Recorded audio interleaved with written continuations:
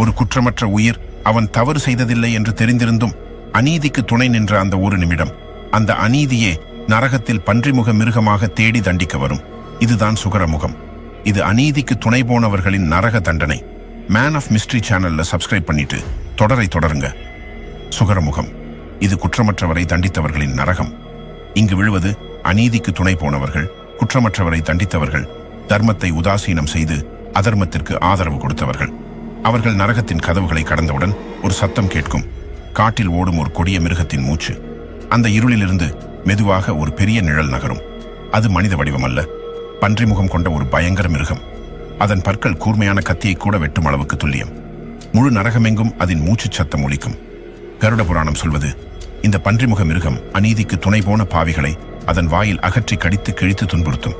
அவர்கள் ஓட முயன்றாலே இருள் அவர்களின் பாதத்தை பிடித்து இழுக்கும். மிருகத்தின் பற்கள் மின்னும் போது அவர்களின் ஆன்மா நடுங்கும். அது அவர்களை வாயில் பிடித்து மீண்டும் மீண்டும் கடிக்கும். அவர்கள் தண்டித்த குற்றமற்றவர்களைப் போலத்தான் இங்கு அவர்கள் வேதனைப்படுவார்கள். ஒவ்வொரு கடியும் அவர்கள் செய்த அநீதியின் பிரதிபலிப்பு. அவர்கள் ஆதரித்த பொய்மை இங்கு உண்மையான வழியாக திரும்பும்.